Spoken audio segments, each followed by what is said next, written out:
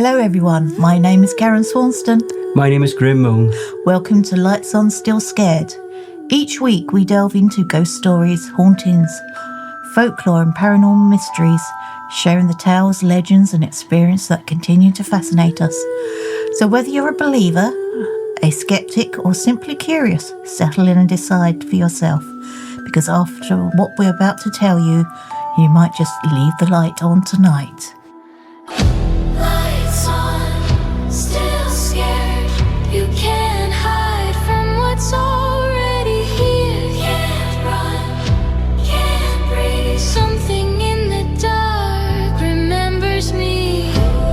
No matter what I do, that feeling. So, next one that I've got, it's not so much a house, it's an attic. Ooh, okay, yeah.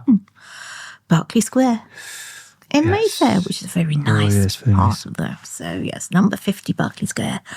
So, yes, a grand Jew listed Georgian house. It's meant to be the most haunted house in London. Mm-hmm. Became famous during the Victorian era due to the reports of supernatural activity, which Victorian era, they were really into their spookies back then, weren't they? They did like They it. did like their, they yeah. like spookiness. So the haunted legends and most stories are focused around the attic room, as I said, and the stories vary. Some claim it was a young woman who committed suicide after abuse from a relative. Mm-hmm. Sounds quite horrible. Mm-hmm. Even more horrible, a child murdered in the house. Yeah, Or a man was imprisoned in the attic and went insane. right. Again, there's no historical evidence supporting these stories. Yeah. So the most likely source of the haunted reputation is from a Thomas Myers, who lived in the property from 1859 to 1874. Mm-hmm. And following a failed engagement, he became a recluse and is known for sleeping during the day and staying awake during the night. Well, that's nothing unusual. A lot of people I do used to do that when I was an art student. Rarely leaving the house and allowing the property to fall into disrepair. Right. Well, it sounds like a bit of a depression there going on. Yeah. But then I suppose they're saying strange noises, unusual lights, and local gossip contributed to the house. Yeah. Sinister reputation. No, I can see. Yeah. So famous ghost stories apparently Lord Oh, Littleton. Littleton. Littleton, yes, that's a terrible name. Yeah, I Indeed. know the guy. Well, don't know him, but I know of him. You look Not at your age, you can hear I it. think they got it's all the ass's milk I've been bathing in. But anyway, Indeed. Yes, you've got a portrait in the attic. I have have you? indeed. It's a wee bit wrinkly. So he allegedly spent the night in the attic and claimed to encounter a terrifying apparition. Right. And reportedly fired a pistol or shotgun at it. Yes. Yes, you do. Yes, indeed. Yes, he might have left a hole in the wall, apparently. Well, I mean, if So it's they a say. ghosty, it would have gone through it. It would, of course. And there was a maid, apparently, that entered the attic room and allegedly emerged insane and later died. Yes. So they all go a little bit bonkers in this house by the looks of it. But then there's no verified evidence that supports this account. Right. I think the most famous one, though, is the story of the two sailors who spent the night in the house. One allegedly died after seeing a monstrous figure, and the other fled in terror. Yes. That's when I read that as a kid, I kid you not, that terrified me. Yeah, that really that terrified is me. quite... The nameless horror of Berkeley Square. So, yes, I mean, a lot of it, they say, and it all comes down to historian folklore rather than documented facts. Yeah. So the rare book dealers, Maggs Brothers, occupied the property for approximately 78 years. The company became closely associated with the building and its ghost stories. So they left in 2015. Oh, okay. I didn't realise they'd left. I thought, Yeah, they so we've got left. something new in there. And they relocated.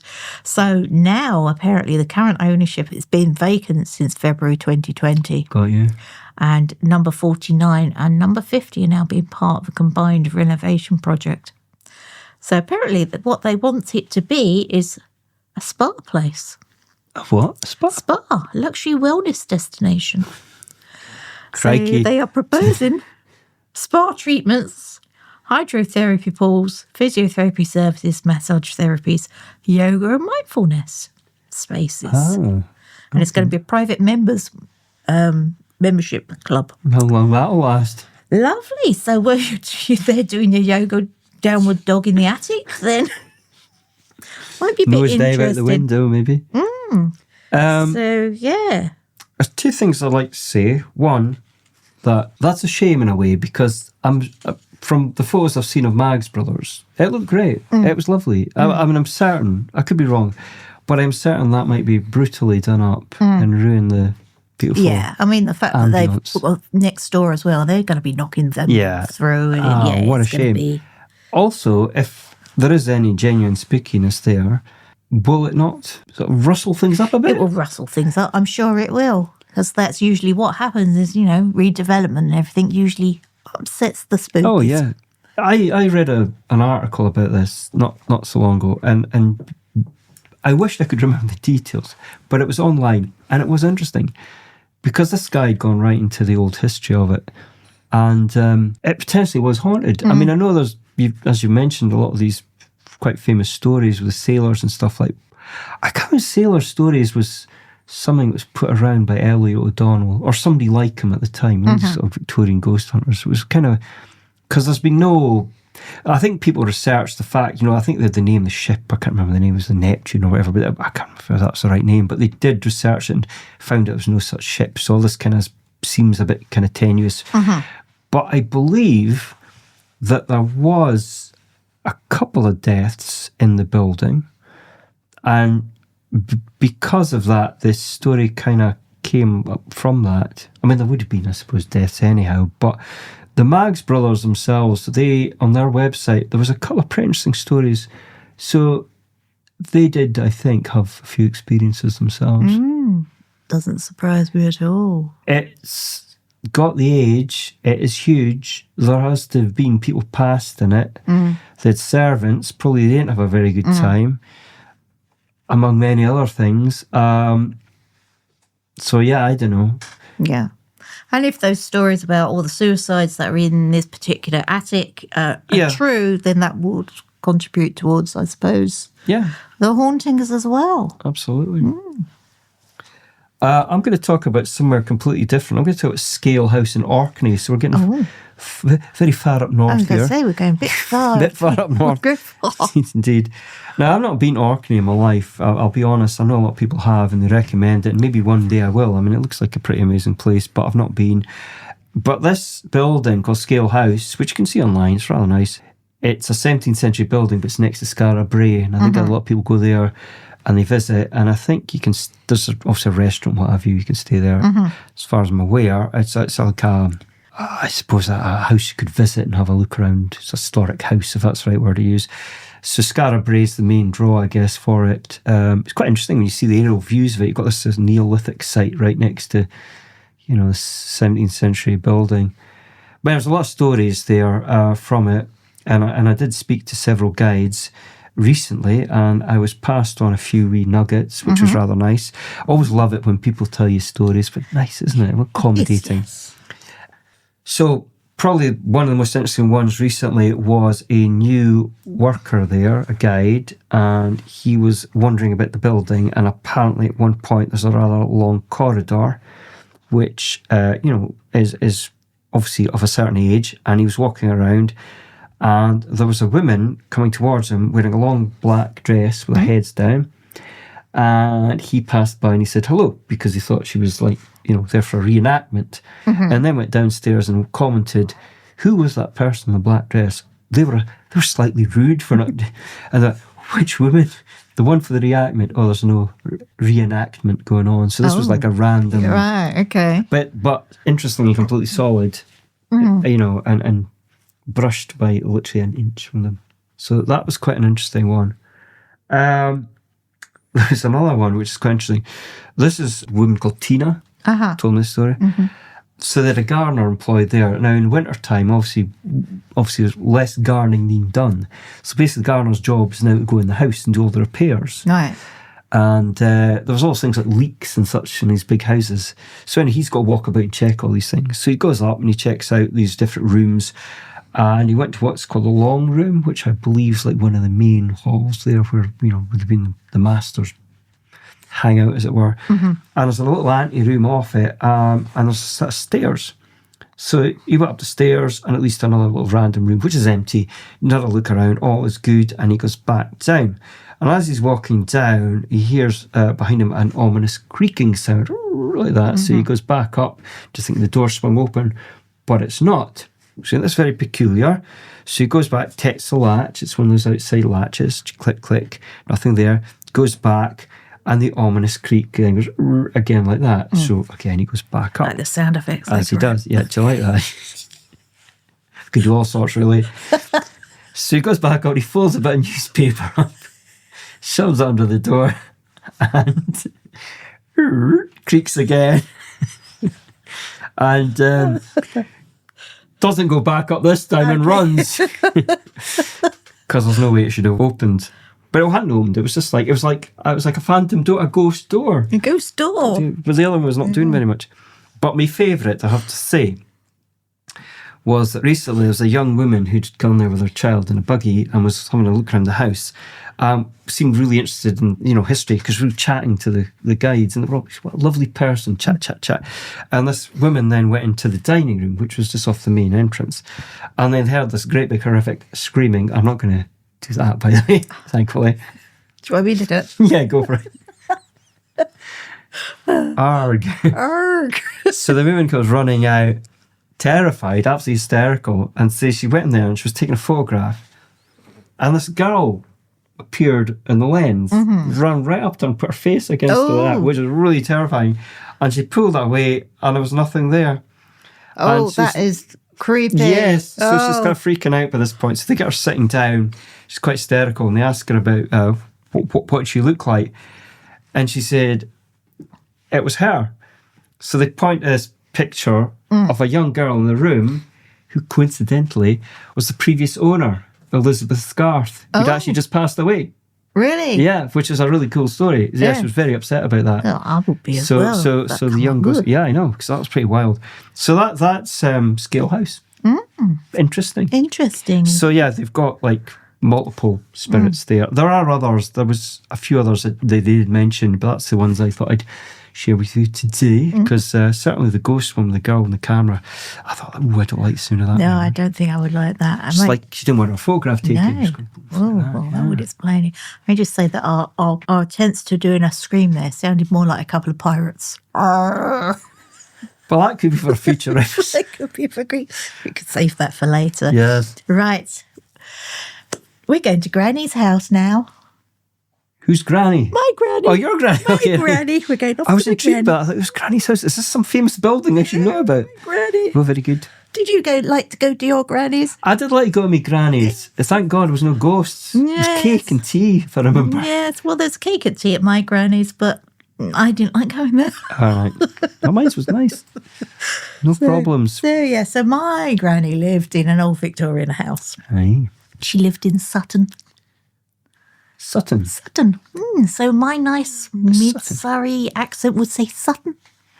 Is that anything to do with Sutton? Coalfield? Or No, that's completely different. Place. But then my South London accent will also come in and say Slatton. So it depends on who I'm talking to. I'm going to Sutton or Slatton. So we're going to Sutton. Okay. That sounds okay. So Sutton is like, it used to be Surrey or classed as Surrey, but now I think it's more like South London. It's considered to be, and it's under Greater London there as well. Okay. So so she lived in this little Victorian house. It was built in 1892, if I recall, and it had, because it had the year on the wall. And it had the name, I think, I was trying to debate this with my cousin, is either Ringfield or Ringville Villa. That could be important. Anyway, where Granny's was, I hated that house. I really didn't like that house. The hallway, no matter what, if it's a boiling hot day, it would be freezing cold. You know, where the breath, it would be like that. Yeah. I hated the hallway. I hated the landing. I hated the stairs. I hated the back room. I did not venture upstairs at all unless I really, really had to. The only time I would willingly go upstairs was to admire a rather fetching poster of Spandau Ballet that my cousin had on her wall. Got you. They wore loincloths. Spandau Ballet. Sorry. Oh, let me get my words out. Spandau Ballet wearing loincloths. They wore loincloths. They were young. Sounds like gold to me. You had to say it. That's all I could think of. I was under duress here. So yes, an impressionable teenager. Yeah. We used to just stand and stare at that poster. Not that I liked particularly Spandau Ballet, but yeah, we just stood there. Yeah. I did actually see if I can. Now I'm going off topic, but I did actually see if I can track down that poster online. All right. Yeah. And I did manage to find it. And apparently, if you had the original poster, because it was in Smash Hits. Oh, Smash Remember Hits. Smash I Hits? do remember Smash Hits. I mean, it's the posters that had two dogs. I think Thompson twins were on the other side. Yeah, well, I was a little bit older, so I didn't quite do the. I didn't do the Smash Hits and Melody Maker. Yeah. But I know what you mean. Yeah. So apparently it's worth £500 if you had the original one. What, the magazine? No, the poster. The poster? Just the poster. God. Yeah. Got to keep an eye out for that. Apparently the loincloth, if you could find one of them, a few more extra notes on it. Clothgate. Cricky, 500 quid. Crivens, who knew? Yeah, so anyway, so I rarely went upstairs unless I really, really had to and admire that poster. So, the house, where am I now? See, I've got all of a kerfuffle. The Spandau Ballet, man. Spandau Ballet. So I checked the records. Now, I'm jumping ahead of myself because I'm all of a kerfuffle now, middle-aged woman. Woo! So let's get on to the story first, and then I'll go back to who occupied it first, because that's all connected, I feel. Got you. Yes, right, that's okay. it. See, I'm getting my words out now. Good. I'm calming down. It's all good. Normal service has been resumed. So anyway, according to my cousin and my aunt, because I've spoken to them separately on this, because we just say I didn't like the house and all that. And what they used to say was, if they were in the lounge, they will hear a creaking up above, which was my grandmother's bedroom. Right. The floorboards will creak. Right. And then they'll hear noise, like footsteps along the landing. Okay. And then they will see like a shadow figure come down the stairs. It's several times apparently this shadow figure. So sometimes he wore a top hat and a cape. Right. Or the other time he would wear a bowler hat. Okay. Come down the stairs and he'll turn right and go into that back room, which I didn't like. So, So, and what I felt also was interested, which the name might say why, the neighbour, which we used to call Auntie Rose, which I vaguely remember Auntie Rose, but said she used to see him emerge through her wall. Oh, Crivens. Okay, right. Into her house. Right, her house. So what we were debating was, as it says villa, was it one house at one point? Yes. And that's where he come through. So anyway, done a little bit of delving. And the first occupant of the house was a Mr. Arthur Bennett and his wife Elsie. And they had the house in 1893, so that was the year after it was built. Okay. And he was an insurance clerk. Okay. So he was middle class. Yeah. So apparently in that time period, in that class, because he was an insurance clerk, he would have wore a bowler hat. Bowler hat, yeah. And if he was going to the theatre, he would have wore a top hat and a little cape. And the chances are he probably would have gone off to London, because London's Saturn then, it was Saturn. Train station was built in 1874, so he probably worked in London, socialised in London, hence why he had a cape and the old bowler hat. Bowler hat and his top hat and all that's nice. So, and I couldn't find anyone else up until 1960, which is when my granddad brought it. Okay. But the clothing, the description would be a guy from that era. Yeah. So, I couldn't find anyone else, but then I suppose the house would have been kept in the family. True. So that's probably why. And then my aunt pipes up, my dad used to wear a bowler hat. I wonder if it's him.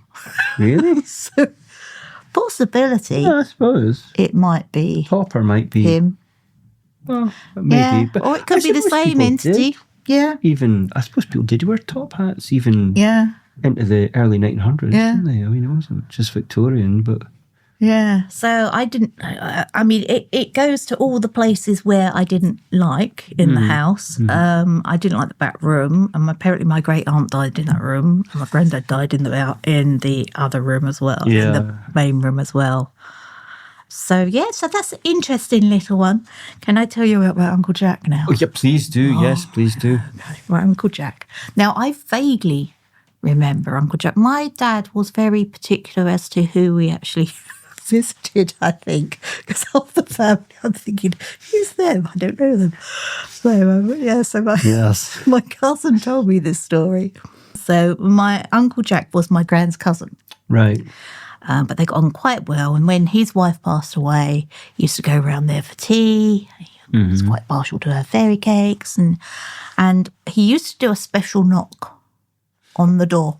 Did he? He did. Done 3 knocks on the door. Every time. So she knew it was him. Right, yeah. Oh, that makes sense. Apparently he was a bit of a joker. And he used to say to her, when I die, I'm going to haunt you. Nice. He was a man of his word, Man was of he? his word. Well, and the day he died, my grand apparently quoted, "Oh, it's such a shame he's not going to visit again." Really? So, He wasn't accusing him of being selfish by any, was he? well, anyway, so apparently the story my cousin told me was that she was in the house on her own, and she was up in her bedroom. Now, I don't know what she was doing. Perhaps it's not best we know, considering she was probably staring at the poster of Spandau Ballet. Mesmerised. Mesmerised. I'm going to get in so much trouble. Anyway, whatever she was doing, she was laying on her bed, and all of a sudden she heard...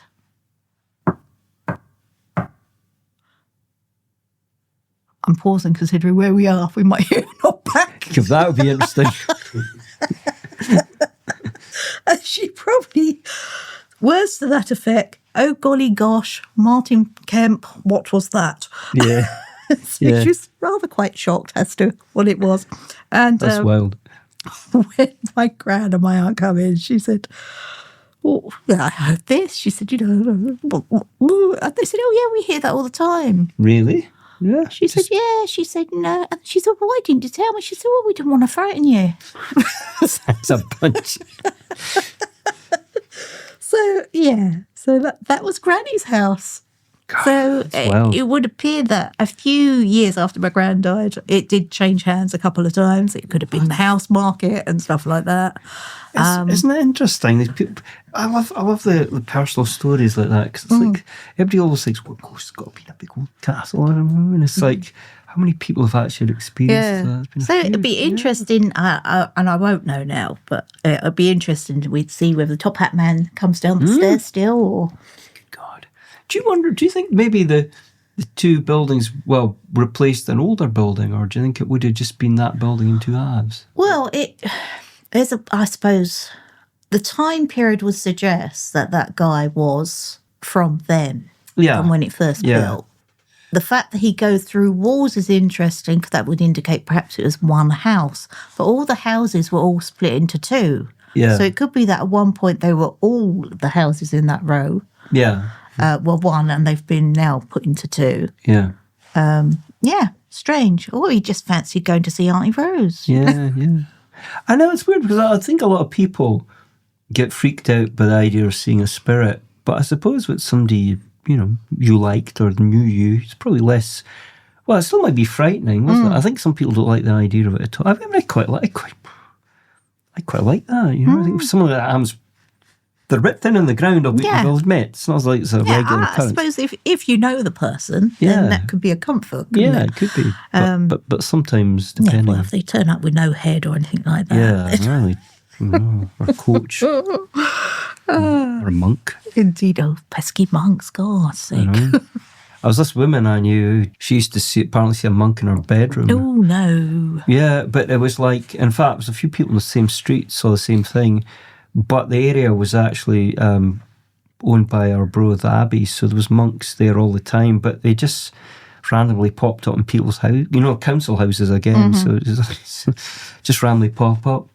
creeping people terrified, because it's so random and unexpected. Yeah. And of course, a lot of parents are like, "Oh, it's just a dream. It's just a dream." Kids are traumatized for life. I've had so many comments from things on Facebook, for example. People going, "Oh yeah, I remember that as a kid." Parents would just sort of say, "Get a grip, child." Kind of, blimey, you wouldn't forget it, would you? No. What can you do? I know from experience. Yeah. There you go. Traumatized 10-year-old. Crikey.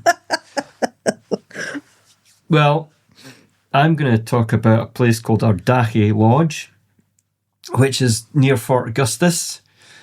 It's demolished, this building, by the way, but in the early 50s, very famous story. In fact, a newspaper article that said, "The housekeeper frozen in horror at the sight of the crawling ghost." Oh. Yeah. So Ardagh was a remote 18th century hunting lodge in the Scottish Highlands and would have remained anonymous but for all these creepy events that happened. So the doctor, and he was just a graduate, called Dr. Peter McEwen, and his wife and young family lived there. I think they must have had a bit of money. They seem to be quite well-to-do. And I have seen them interviewed, so they're pretty well-to-do, I think. And they wanted to get some staffing. So they got a couple come up from London. And I'm sure I remember the guy's name. Oh yeah, William and Francis MacDonald.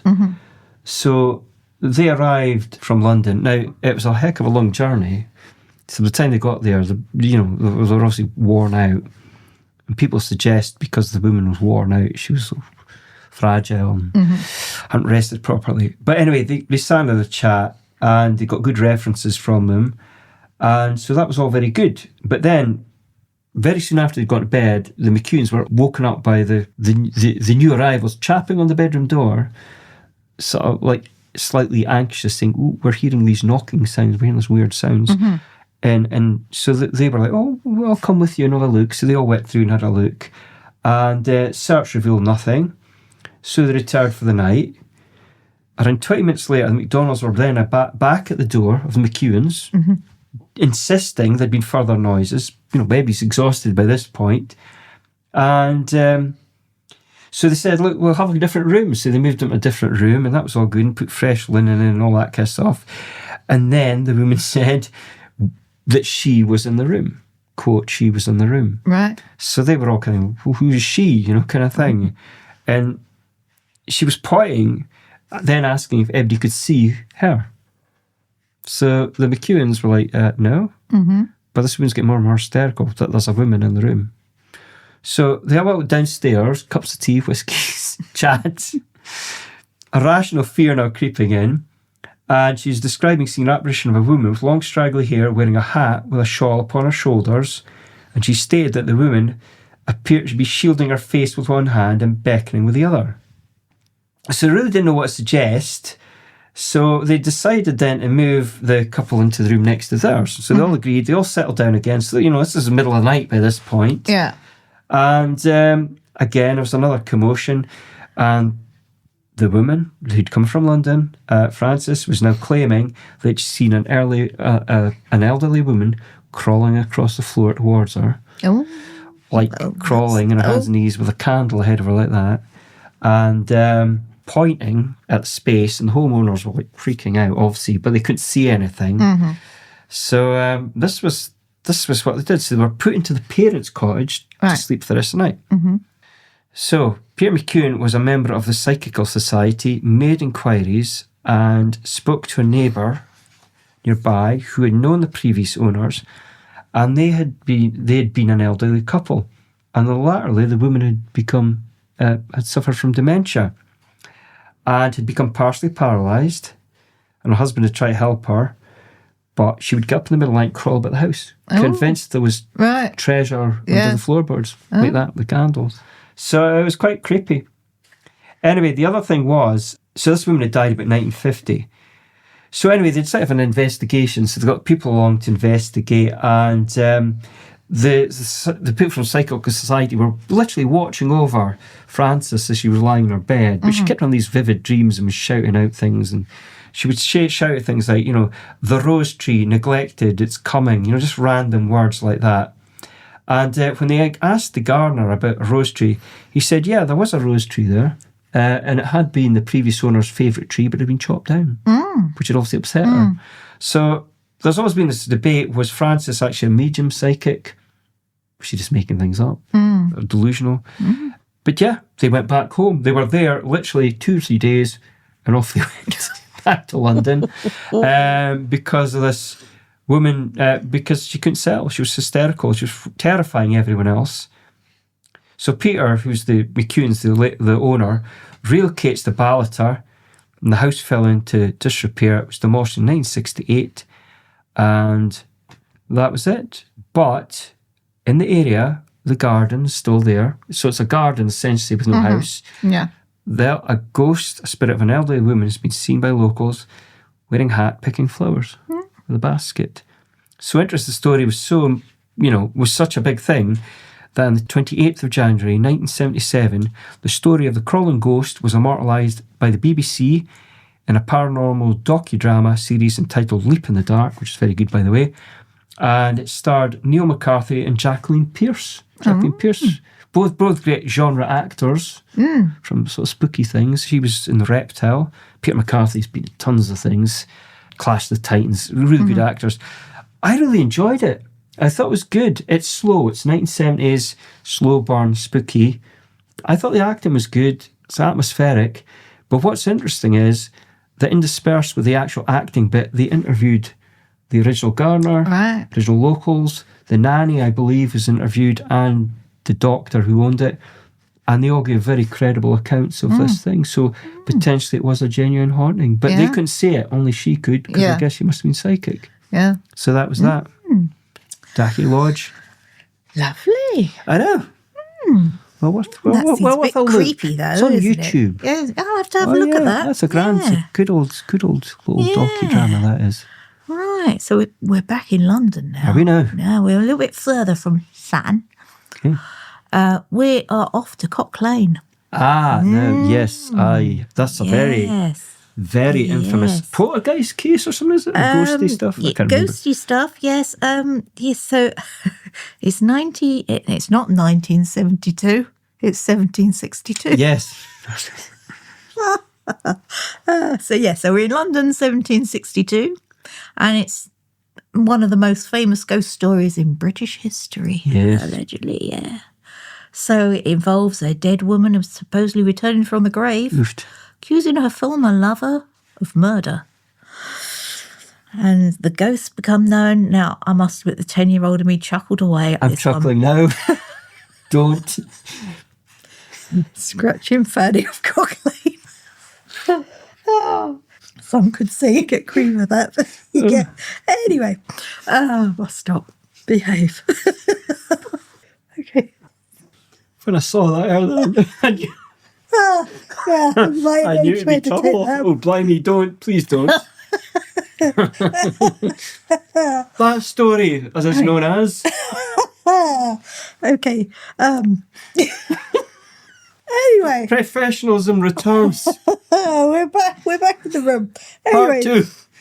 So who was Fanny? I don't want to know. Okay, so she was Frances Lyons.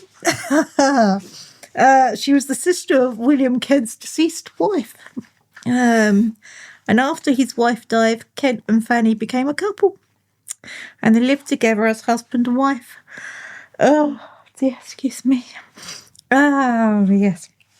And they couldn't legally marry because in English church law, it was forbidden for marriage to a deceased wife's sister. Really? I never knew that. Yeah, that only changed in 20th century, actually. So the relationship was considered scandalous. Okay, right. By some people, and some sources suggested that she was actually pregnant when she died, although historians are not certain. Okay. So they lived in lodgings in Cock Lane. Mm-hmm. Compose yourself. And I'm in. Yeah, she contracted smallpox in 1760 and died after an illness, which is not a nice way to go. No, I think not at all. I think that's an illness that's more or less been eradicated, Yeah. certainly in this country anyway. So doctors considered the death a natural death. So there was no investigation, no accusation of poisoning, and no ghost stories at that stage. So the future murder accusation only appeared 2 years after her death. At the time she died, no one publicly claimed that she'd been poisoned. So, Okay. Was that published in a... Was that a story that went round, or was that actually published in the papers? well, or something? this is what's the story. Sorry. So all of a sudden, 2 years later, there's suddenly a ghost appears accusing him of murder. Right. And apparently it was Richard Parsons' daughter that accused him of murder, Well, got you. Okay. who said that it was the wife that appeared to her, Yeah. said he murdered me and by poisoning me and all that. So she was the daughter of Richard Parsons, who was the parish clerk and the former landlord of the house where Fanny lived and died. And they became in a dispute, him and William. Probably over money, but there was a bit of blood going on there. So strange noises started to begin early 1762. Reports of scratching sounds, hence the word. Yeah, I'm not going to say that it. one, Yep. A knocking noise heard around the house, and the activity seemed to centre around Elizabeth, who was also known as Little Parsons. Apparently. Little Parsons. Little Parsons, yes. So the ghost would communicate with people. Visitors would ask questions. The ghost would answer through knocks and scratches. That's interesting. And one of the earliest famous examples of spirit communication through code knocks. So Yeah. I suppose that's where they all got it from. So obviously Victorians used that in seances. Yeah, So, that's right. Yeah.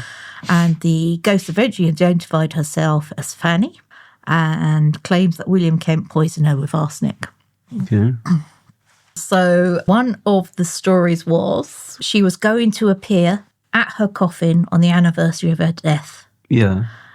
So investigators and spectators went along to the vaults of St. George's Church in Clerkenwell, waiting for the supernatural sign. Yeah. Did she appear? No. No. Well, worth a try, though. It's worth a try. The try. So rumours continued. So on the 25th of February 1762, Kent and several witnesses went to the church vaults and had the coffin open to prove that Fanny's body was still in there. God, it's a bit serious, isn't it? It is a bit. So, so they discovered the coffin being unscrewed and the decomposed remains being viewed by those present. So, she was decomposing. She wasn't. Yeah. She wasn't. Yeah. So, so she brutal. wasn't tampered with. There was no evidence of being poisoned or no evidence of being murdered. So, So they seem to think that it was all a hoax, and the evidence increased points to Elizabeth, who said that, investigators conclude that noise was being produced naturally. Do you think they were trying to get rid of, try to get their hands on property or something? I think that's something? probably what it was. So, I mean, they believed that she was not acting alone. So the blame then mostly fell on her father, and he was later imprisoned for his role in the fraud. Really? So they're saying that it was fraud. So not exactly a ghost story as such, but a bit of a scandal. And Yeah. But I mean, but I'm assuming the house is now gone. I'm assuming. I don't know. I don't know, actually. I've never really looked into it. I didn't look into that, actually. I wonder if it would be, well, I don't know. I wonder if there was something there. Who knows? So, I mean, they're saying, if it was true, then would that mean that Elizabeth was a medium? Mm-hmm. That she could communicate with the dead? I mean, there's nothing to say that she actually carried on talking to other spirits or anything. Well, it's like the template for all the spooky stories of its ilk that's followed. So, I suppose if it is a fake, then somebody's gone a bit of effort to create something there was no precedence before it. So, I don't know. So, I mean, if it's all a fake, then it's probably because he wanted to get back at Fanny's husband. Yeah. It's all money and everything. yeah. So, interesting story. Yeah. Yeah. And yes, the name is quite amusing. It was an amusing name, and I'm ashamed of myself for even laughing. And I said, I'm about to drink a glass of water. I promised myself I wasn't going to. I feel miserably. Yeah, let's make a pact. Any more ghosters, any names roughly in that neck of the woods, as it were, we should avoid. Indeed, I really do think that we should avoid that. Yeah, I've got a few here. I'm not. Thank God. I'm just glad I didn't wear unwaterproof mascara. Yeah, so I've got a few stories. I've got a couple here. Well, a couple I'd like to talk about. I've got one from a place called Duff House. Oh. You ever been to Duff House? It's in Macduff, north of Scotland. No. So Duff House has a really nice Georgian, but it's a very beautiful building. It's got like a double, it's an architectural term for it, but I'm going to describe it as a double staircase at the front. It's very grand and sweeping. It's very, very beautiful. It's owned by the Duff family, obviously, and it's on the east coast of Scotland, but it's had lots of different uses. I mean, it was obviously a family home for years, decades in fact. It has an ice house out in the grounds, which are rather nice. It had a lot of servants there. It was also used for prisoners of war in World War II. And it was actually all ruined as well, like literally not that long ago, in the grand scale of events, was semi-derelict because nobody put any money into it. And so I think, I'm going to say National Trust. Mm-hmm. See that on Historic Scotland. But it's been done up. It's really beautiful. It's big. It's got some rather nice paintings and furniture. I was invited up there a few years ago to work. Quite lucky. I was doing a project. I was looking at the gardener's diaries because the gardener apparently had an affair with one of the owners and one of the owner's daughters, and which was scandalous, and had been told to leave the area rather quickly afterwards. Mm-hmm. But it's got some spooky stories. So basically, these are they. So staff have claimed to have heard children crying. There is a ghost of a boy apparently been seen on the back staircase. There is poltergeist activity. Outside, you have things like, you've got like a golf course nearby. So a guy's sitting in his car, has the boot of his car opened, slammed shut, runs out, nothing there, disappears rather quickly. You have a witness who I spoke to who asked me not to mention her name, which is fair enough, but she said when she was 15, herself and friends went to the local disco and met two boys. Oh. I know. And they were returning from disco through the woods at Duff House, and they saw the figure of a woman who they described as having smoky edges, sort of like rippling, I guess. Mm-hmm. And it was like a trail coming out from behind her dress, just going through the woods. So the two boys actually screamed and ran off and left the two girls, which I think was very chivalrous. Chivalrous indeed. But yeah, walking down the gravel path, which was interesting. So you've got a green lady type figure as well. Probably my favourite story is from this lady called Pauline, who got in touch with me chatting about stuff. And she said that it would concern her auntie. So this is going back a few years. This is going back to when it was sort of semi-derelict. And what it used to do, the kids used to break in and go up to the roof. Mm-hmm. So hang out and, it was very dangerous, but it's got a flat roof, I believe, you can walk about. So the kids are there mucking about, and they went down into one of the lower floors, and this woman appears, like sort of like semi-translucent ghost woman. Oh. And came towards her auntie, and her auntie walked back in terror and put her foot through the floorboard and went crunch and nearly broke her ankle. So absolutely terrifying, very badly twisted ankle. Managed to sort of basically crawl away, and the woman vanished. So that's Duff House. Nice place. Yeah, worth a wee look. They've had investigations there. Ghosts of soldiers have also been seen because during the Second War, I think it was German prisoners of war there. And it was actually ironically bombed. Mm-hmm. So basically their own troops strafed the building. Yeah. Quite a few people passed away, I believe. So anyway, it's worth a look. It's one of these places that get overlooked because they don't really make a big deal of the ghosty stuff. Yeah. But they have had the odd occasion there, and they do Halloween things there. I think it's really cool. Be worth a wee look, I think. Yeah, nice. Yes. So, where are we going now? Well, I've got more. If you want me to, I've got a couple here I could delve into. Yeah. I've got a nice little one from Aden Country Park, which is rather nice. Lovely. I've got a little one here. Ooh, what have you got? Ooh. We're off to Cambridge. Okay, Cambridge it is. Cambridge it is, yes. Yes. Well, going to a little place called Camborne, Okay. which is about 8 miles west of Cambridge. I don't know that at all. No, I do not it's a know that. relatively new little town. It's about 20 years old, I would say. And it's where we used to live before we moved back up to Scotland. Very good. So we rented this house. It was a nice house. And so it wasn't very old, about 10 years old, something like that. It was a nice 4-bedroom house. It had a carport. It had a garage. Now the garage, I did not like. I refused to put that car in the garage. I just left it in the carport. And if I had to go into the garage, I used to run in, especially the back. Never like that. No. So, yeah. So anyway, one evening we're sitting watching telly, and it's like a summer's evening, and our lounge was at the back, and we had like French windows, big slidey door things at the back there. So it's a nice view of the garden, and we're watching telly, and suddenly I'm seeing the hubby go, looking to see, he's seen something out there. I thought, what's he looking at? Yeah. And just as I looked, I saw this man at the back of the garden walking. I could describe him. He had a little flat cap on. He had like a tweed jacket on, welly boots. He had those big, mutton Chops. Yeah. And he walked across the back of the garden and into the garage and disappeared into the garage. Blimey. And I thought, what the fuck? Excuse my language.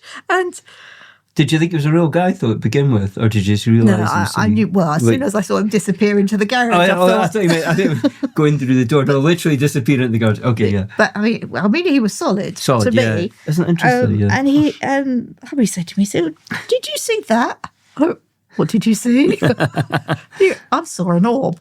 I went, I saw a man. Oh, crikey. So he saw the orb. So he saw an orb. Ah, I wish you'd seen the man. Yeah. That would be interesting. So part of me thought, well, at least I know why I don't like the garage now.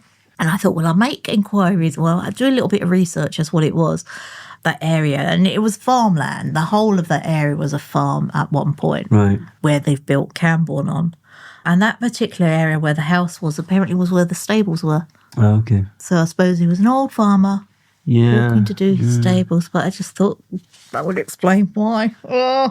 And I was a bit curious the other day. I looked it up on Google, you know, the Google map things. Yeah. You can actually zoom in. You can zoom in and they've stuff, actually turned the garage into like a little annex. Really? So somebody's sleeping in there now with a creepy farmer. Don't like sound of that very much. No. That's wild, isn't it? It's wild. That always makes you worried. You know, what happens in the future? Does the ghost disappear, or does it still hang out and they turn the place into something? Like I really do not fancy that spa treatment weekend at Berkeley Square. No, I think that would be a bit. So that's the least relaxing place ever. It would, wouldn't it? Yeah, it would. But I'd be interested to see what happens there. Actually, I really would.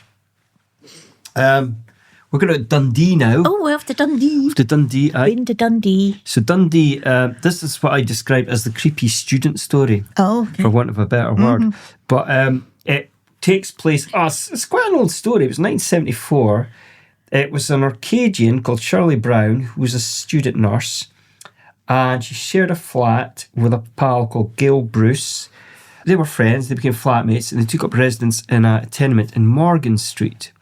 Now, I have no idea if Morgan Street is as was. I really do not know, because I do not know Dundee particularly well. But it would be interesting to see, because it's a pretty horrible story. But so they'd been in the flat for a year, and you know, this is nothing had happened, which is always disconcerting. So, rather than it happening at the beginning and getting worse, it just nothing happened. But then a year later, out the blue, these kind of weird events started to happen. And it all began one morning when Gail was unable to sleep. She became aware of someone walking around in the bathroom next door. And after some time, was curious. And she went to have a wee look to see if there was anybody there. It was nothing. And the front door was locked, so nobody had gotten in. So she was a bit puzzled. And then she climbed back into bed and then noticed what was described as the figure of an elderly woman leaning over her flatmate who was still sleeping on the other side of the room. A figure that she described as oozing a feeling of evil. Oh. I know. So she noted that the woman appeared to be whispering something in her flatmate's ear, though she could not make out the words. Oh. So moments later, the figure then vanished. The flatmate never woke up at that point. So later that day, on returning from work, she then spoke to her flatmate, who was quite shocked to hear the news because she'd been completely unaware of it. So sometime later, a second incident occurred, again while Shirley was in bed, and in this instance, she became aware of something that was the sound of footsteps, which appeared to be coming from the kitchen. So she assumed it was her friend, so she then tapped on the wall to get her attention, but heard nothing back. So she thought, that's a bit strange. So then, without warning, she heard what was described as a terrifying volley of battering and clawing sounds at the wall, like somebody tried to break through the plaster. She later described it as being so frantic, she feared that whoever it was would come through the wall. Her frightened flatmate, who'd been in another part of the flat, then appeared from a different part, quickly joined her in bed, where they both cowered until the noise abated. So the girls were now at their wits' end. They grabbed a few belongings and quickly left the flat. It was only on the way out they realised that they'd left the keys, and so momentarily returning, they switched on the living room light, and then a big blue flash went like that in the air. It was later noted that the Dundee Royal Lunatic Asylum once stood on that spot. Oh. So they're tempting to think, or so they say, that perhaps it was them that was, somebody clawing the walls. I don't know. But anyway, there is a really interesting book by a guy called Jeff Holder called Poltergeist over Scotland, and he uncovered a very interesting piece of historical evidence connected to the area, that on the 30th of January 1933, 3 elderly sisters were noted as being found dead at their house on Morgan Street. Emily, Martha and Jessie Miller, all victims of gas poisoning, were found in bed, in a chair and one in front of the stove, respectively.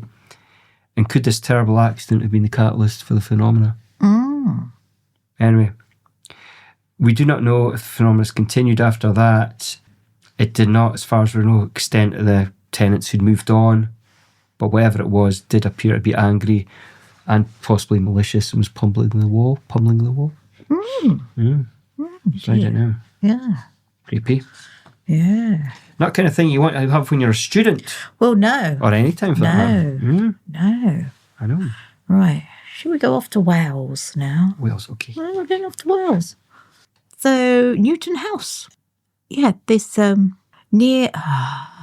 my Welsh ancestors will be turning their grave. Langilio. What was that? I have no idea.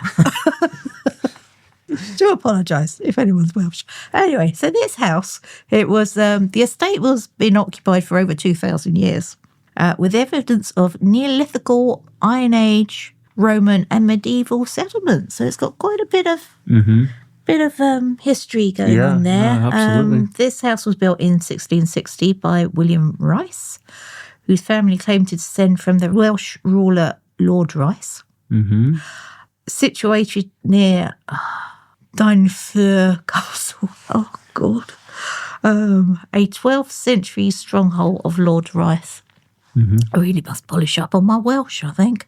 The surrounding parkland was redesigned in 18th century by the famous landscape architect Lancelot Capability Brown. Oh, yeah, I've heard of him. I've heard of him. Extensively remodelled during the Victoria era of 1855, given its current Gothic revival appearance. I think it's quite a nice-looking place as well. And it fell into decline during the 20th century due to financial difficulties, and it was bought by and restored by the National Trust in the 1990s. And now it's known as one of Wales' best known houses and attractions. So you can go and have a wander around Newton House, as you should. And the reported ghosties there is Walter the Butler, which is very nice. The butler. The butler. The butler did it. What the butler saw. The butler saw. Well, he saw the butler. Oh, you see the butler. So reports include smell of tobacco and pipe smoke in empty rooms. Would that mean he was smoking in duty? Maybe. Unexplained footsteps and voices, lights switching on and off, and the feeling of being watched in the former servants' areas. Generally regarded as a friendly and harmless ghost. So that's okay. And then we have a white lady, frequently reported, seen walking through corridors and doorways, and often associated with a tragic romance and loss. So she seems a bit sad. And then there's Lady Eleanor Cavendish. Local legend claims that she was murdered after rejecting a suitor. That's a bit rough. God, dear. I know. Reported phenomena includes sudden cold spots, feeling of choking and presence around the neck, unease around the main staircase. So would that indicate that perhaps she was strangled? Yeah, I think so. Yeah. Oh, then we've got haunted children. Don't like haunted children. Reports of a ghostly girl moving through rooms. Sudden witnesses describe the figure disappearing suddenly. So, and apparently it was investigated by paranormal researchers since 1980. Okay. And featured in the television ghost hunting programs, including Most Haunted. Investigators and visitors have reported unusual experiences, helping to build the house's haunted reputation. So it's a bit going on there. Not many spookies, by the sounds of it, considering its history. Yeah. So I mean, those who poo-poo the ghosties say it's a possible explanation. It's old building, acoustics, drafts, temperatures, fluctuation, lighting effects and shadows, suggestion and expectation influenced by the house reputation. So, it goes either way. It's not a big lot there, but water is apparently the most famous one there. So out of all the stories you've mentioned today, is there any one of those locations you'd like to visit, as it were, to do an investigation? I would quite like to see Newton House, Yeah. I must admit. Because that's kind of a bit of an unknown quantity, maybe. Yeah. So I always find that quite interesting. I mean, I suppose there's an expectation comes with something that's always in the papers or been mentioned so many times. So that might be potentially less disappointing in a sense, because you're going to go there fresh. yeah, East Most Drive. Not sure. Not sure if I want to go to East Drive. I mean, a lot of people now in the paranormal go off to East Drive, don't they? So there's a lot of investigations going on. Yeah, it's nice to go somewhere where it's not so much documented. I must admit, there's one place out of those I would, for me, and I know it's been everywhere since forever, but I would like to go, I would have liked seeing Berkeley Square. Just out of curiosity. Even as the bookshop, just as a bookshop, because it looked, I like old books, it would look great, but Well, you can always... everything changes, doesn't it? You can't, these places You just... can always go and book yourself in for a spa when it opens. Shortest visit ever. It won't be cheap either, I'm sure. No, I'm sure it's not. Yeah. Well, I've got a story, again, it's from my home city, but this is like a town, this is like a Victorian villa, a place called King's Gate. I live in an area near King's Gate, and it's a nice street. So basically you've got at the bottom end like a big row of tall houses, like they're 3 stories high. They're really, really nice. They're flats, a lot of them now. But, they're pretty grand. Like the house numbers, one of these, it's never been mentioned, basically, but, we know it's in that block. And it was actually written about, I never uncovered this at all, nothing to do with me. It was Stories Unearthed by a guy called Norman Adams, who I really like as an author. And he passed away a few years ago, but he wrote quite a number of really good books. In fact, he was the guy who inspired me. He wrote a book called The Haunted Nuke, which I think is it was the only Aberdeen ghost book I ever out there, I think, at the time. So I really liked his stuff. And he'd interviewed the people who lived there, which was even better. And so anyway, this guy he interviewed had lived in this beautiful Victorian villa with a communal entrance hall, which had an antique cabinet on the side. And some really, really beautiful original features. However, there was a ghost, also they allege, that would scream like a proper hideous scream, which multiple tenants heard, which was really disconcerting because they would go and investigate, nothing there. So the guy who was interviewed was called Walter, who was a businessman, and he'd barely set foot in the door when the first indications of something that was wrong became obvious. And on that occasion, he had invited a colleague along to see his new abode, and she had accepted. And inside the elegance of the surroundings was a really awful smell coming from the bathroom, like a deathly smell. So he was a bit kind of like, I guess, embarrassed. He was like, so they're trying to work out what this is. Don't go in there without Mary. It's not me. Just waving the newspaper around. But at least no one could see. So he thought, was it potentially the carpet? Who knows? But anyway, it wasn't. So the smell remained. However, it would come and go. So randomly disappear and disappear. So one time he's having a bath, and the volume of the music system went shooting up from the room next door, like really loud. So he had to sort of jump out because he thought, well, the neighbours are going to be freaking out about the noise. And this was the kind of stuff that was happening fairly regularly. And it was quite funny because the song he was listening to was the Carpenters. It was easy listening, uneasy listening. So when he's leaving the flat one time, he quickly returned to pick up his bank card, and in doing so saw what was described as a solid-looking woman polishing the oak dresser. She kept her back to him, but he had a clear view and described her as having her hair in a bun and wearing a long dress and being around the age of 20 to 30. And she vanished after several seconds. Sometimes later, a friend named Ross stayed over and was peacefully relaxing upon a camp bed in the lounge when he heard the sound of horrendous screaming coming from the hall. So he ran downstairs and saw nothing. In a further instance, he described witnessing a glass candlestick being literally chopped in half and then flung through the air, which landed on the floor. Was the ghost angry? Was this question they were asking? Certainly he felt like he'd done nothing to offend it, but this was the feeling that he had perhaps intruded upon something. Anyway, so conversation with the neighbour revealed that she too had heard the screams and found nothing. And in speaking to a third neighbour, he was surprised to see that she had experienced the occasional visit by Jane. Jane was the name she'd given the ghost. Okay. Because they'd been seen in different rooms. So during the conversation, he was told that the spirit was prone to play with her late cat's ping pong ball. So late cat's ping pong ball was kept as a wee memento inside a dish, and it was not uncommon to find it removed from said dish and placed in the middle of the room. So this was what the neighbour was saying. They would also hear doors banging and slamming shut, but they were all coming from different places at the same time, which was really odd when nobody was around.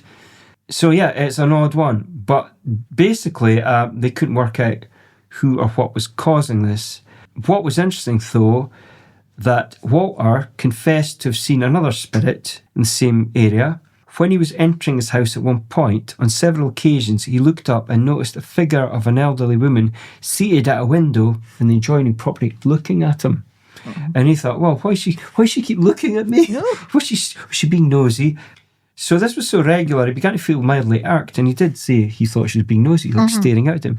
So he made inquiries to his neighbours who'd lived there a lot longer than him and said, the woman in the chair, do you know who that is? What woman in the chair? The one next door. Oh, she died. So I don't know.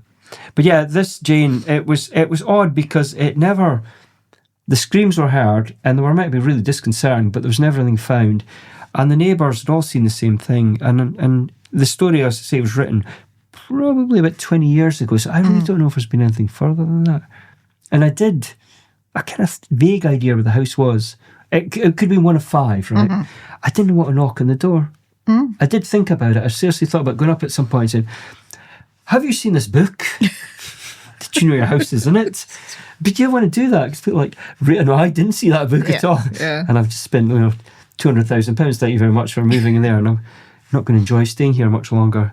But yeah, so I would be curious to see, because, I like a good ghost story, especially when you see a ghost rather than just slamming doors. Because it was proper incident there, which is good. I think I've only got a couple to go. I think I've got 2 to go. 2 to go. So, this one that I've got. So, we met a 10-year-old Karen. Oh, yeah.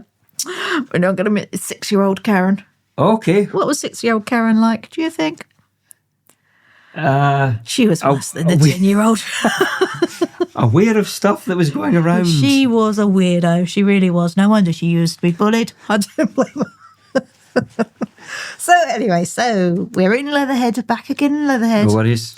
So we're in Church Street, which is just round the corner from the creepy church. Okay. Yes.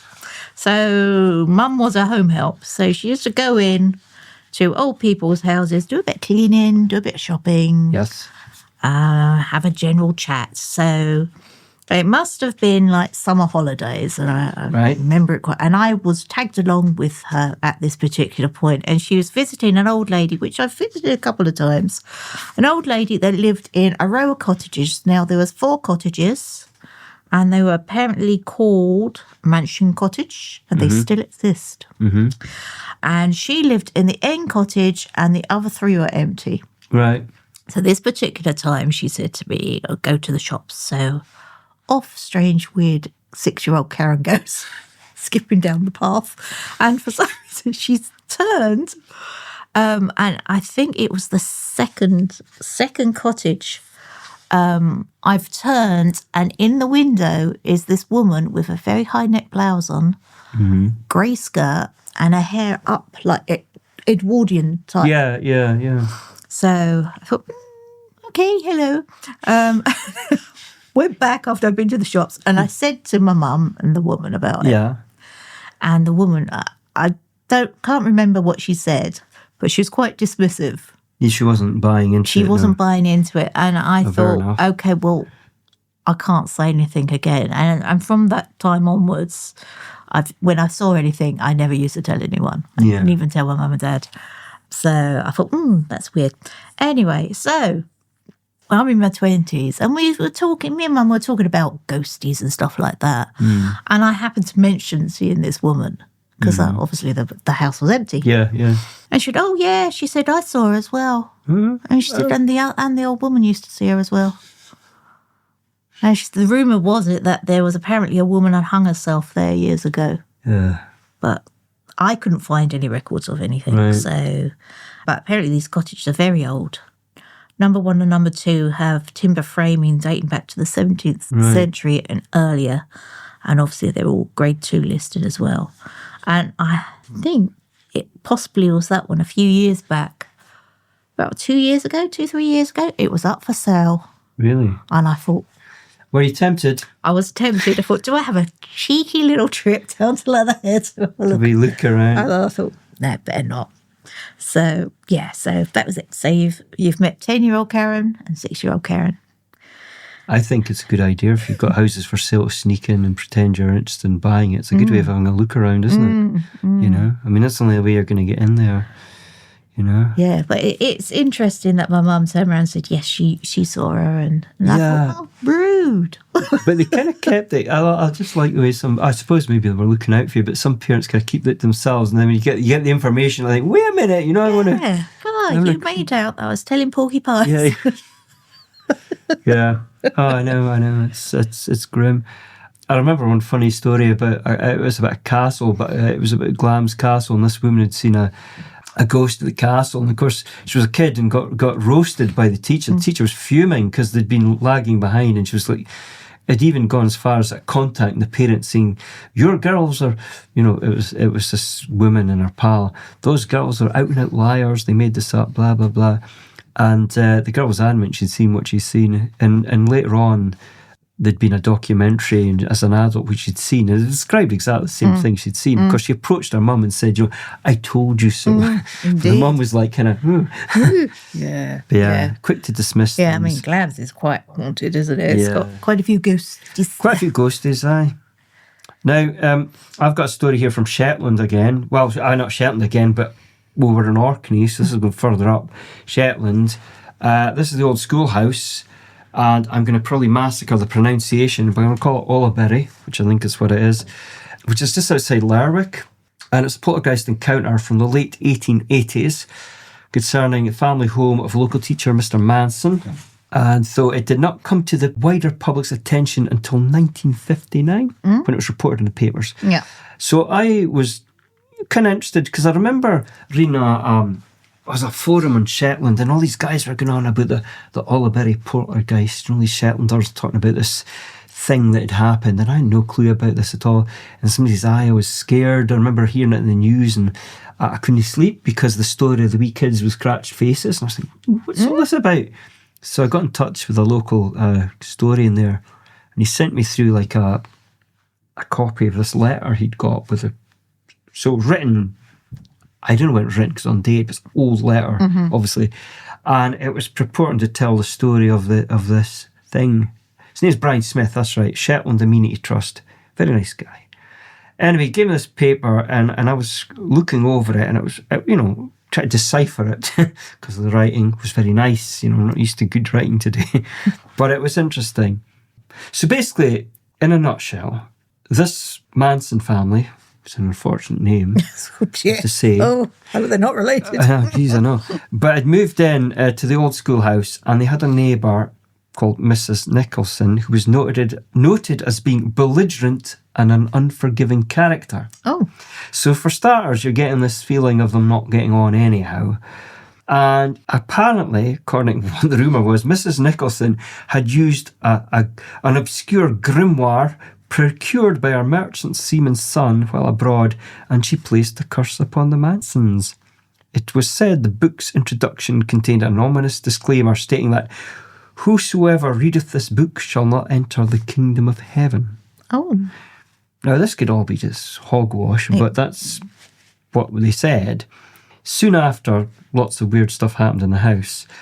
The first being that the Manson children ran to their mother with blood streaming down their face, as one of them did.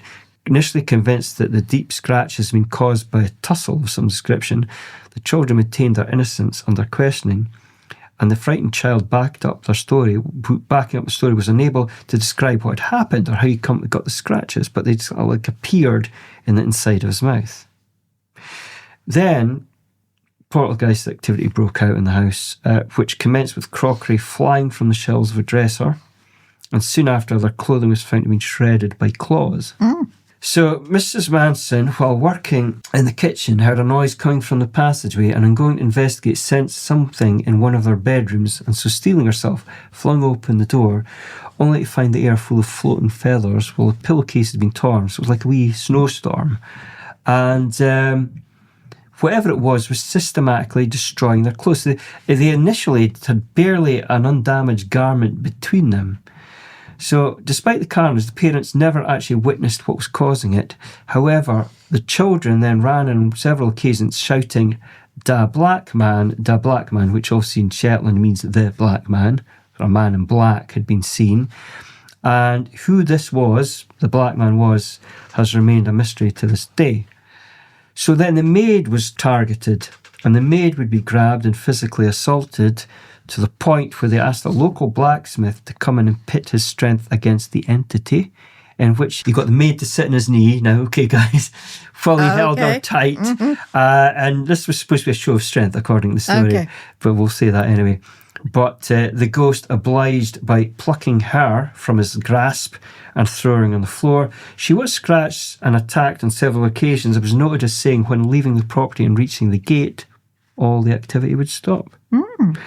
So it turns out, after all of this, that Mrs. Manson had quite enough, and one day seeing Nicholson outside, hurled a piece of burning coal at her.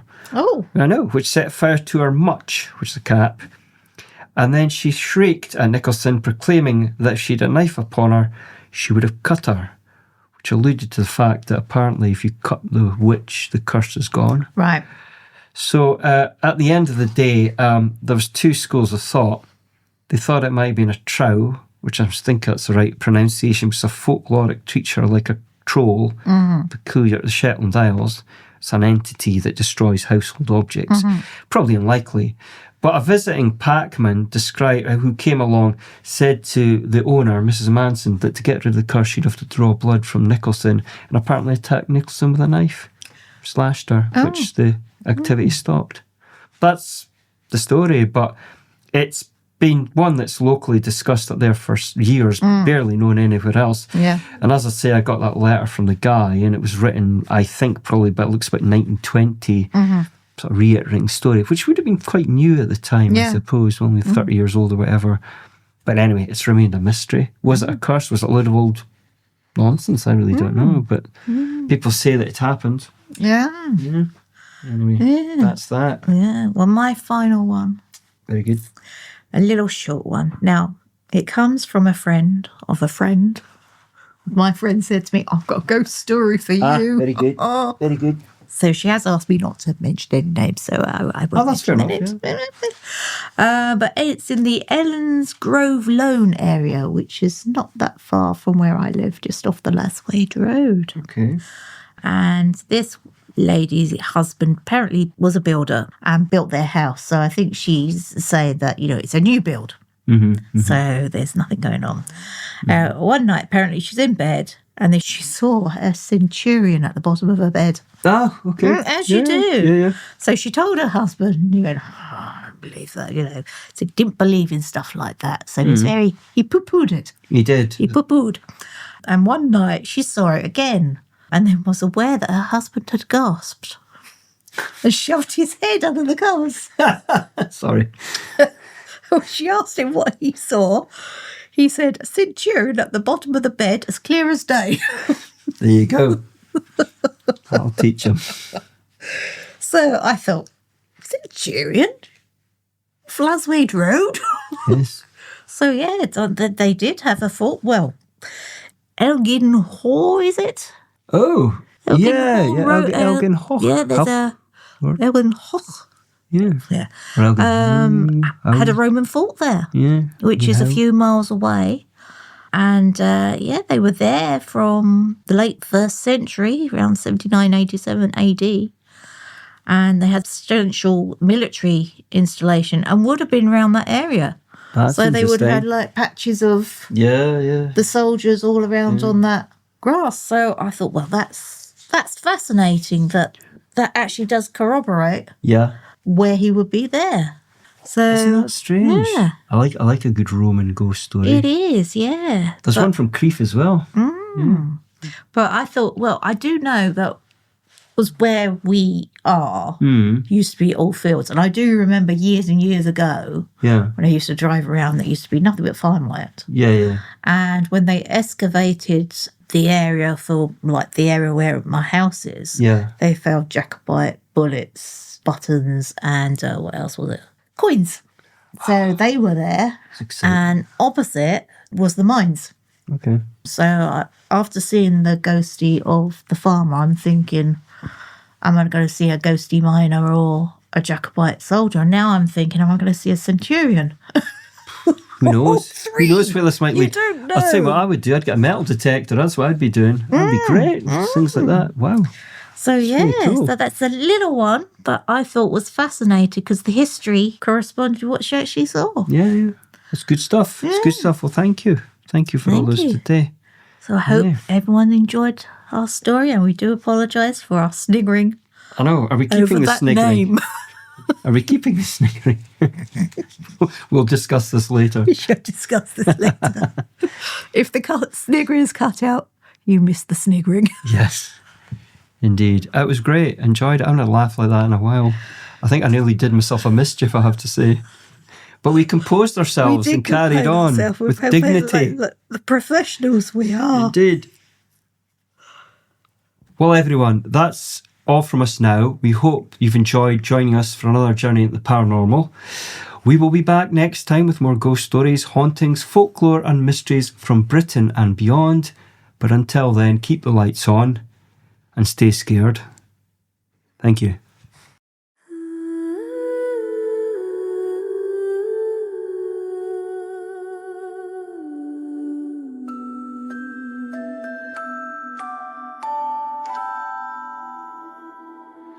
I keep the hallway light on, but the shadows never fade.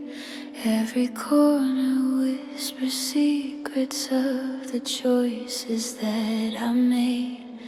There's a tapping at the window, though the wind is standing still, and a chill runs down my spine like something moving at its will. I tell myself it's nothing, just the creaking of the floor. But every night the silence feels louder than before.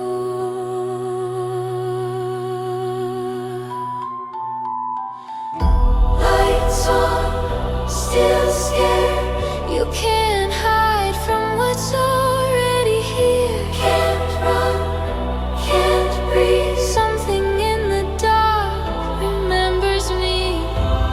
No matter what I do, that feeling doesn't go away. Lights on, still scared. The hauntings never fail.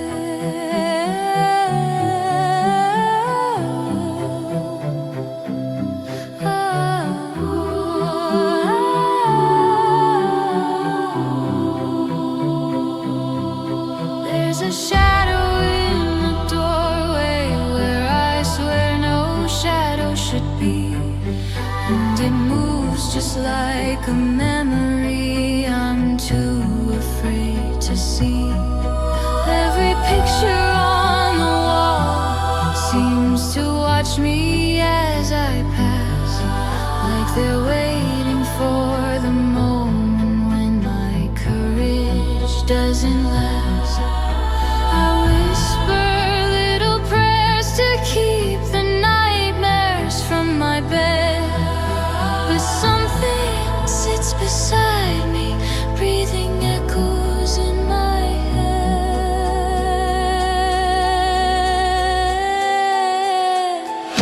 Lights on, still scared. You can't hide from what's already here. Can't run, can't breathe. Something in the dark remembers me. No matter what I do, that feeling doesn't go away. Lights on, still scared. The hauntings never fade. Maybe it's just trauma, maybe ghosts are made of fear, but every night I swear I feel a presence drawing near.